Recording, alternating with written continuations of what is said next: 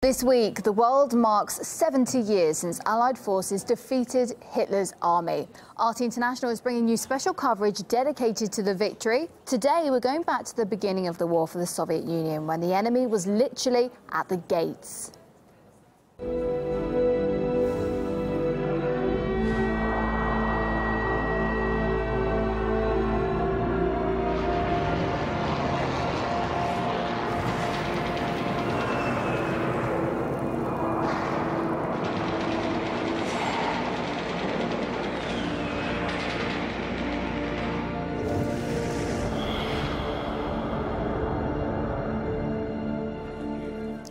The Battle of Moscow is considered a decisive turning point in the Soviet army's fight against Nazi troops. In the autumn of 1941, Hitler launched an offensive on the Russian capital, using a double pincer attack from the north and south. But the Soviet troops fought back, and it was the first time Hitler's troops had been defeated on the battlefield. It was October of 1941, and having rapidly conquered much of Europe, the German army now stood at the gates of Moscow.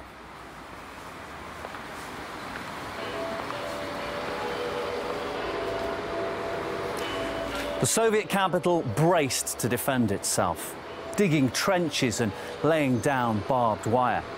Anti-aircraft guns were placed on rooftops, and all of this was done amid daily German bombing raids.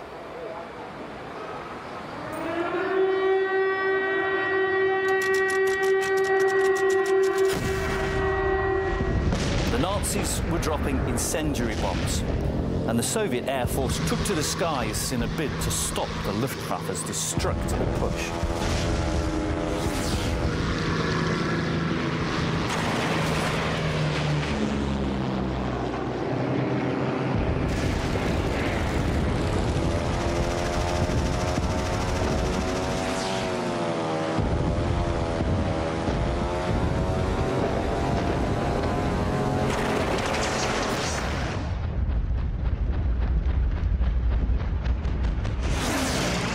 Part of Operation Typhoon, the Germans planned to rapidly encircle Moscow. Initially, the Nazis had hoped to capture the capital in the first months of the war during the summer.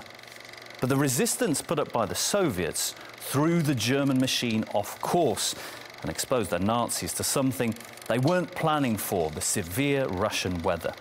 Heavy rain, followed by freezing temperatures, destroyed the Wehrmacht's logistics and gave the Red Army time to regroup and prepare for a decisive battle.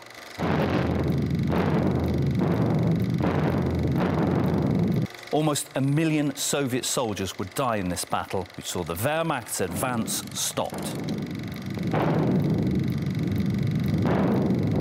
And by the end of the year, the Germans had been pushed back 200 kilometers from the heart of the Russian capital. It was the first major defeat for Hitler's army, and while many battles still lay ahead, no longer could anyone say that the Germans were invincible. Rima Krachova, she shared her memories of the defence of Moscow with us. She remembers the hunger, the fear, the cold, but it was the constant air raids that terrified her the most as just an 8-year-old girl at the time. Особенно страшными были бомбежки, ежедневные бомбежки, которые следовали одна за другой. Первое время мы спасались от бомбежек, бегали на станцию метро «Парк культуры», которая была рядом с нашим домом. А потом, значит, наша семья решила погибать так всем. Мы не стали бегать.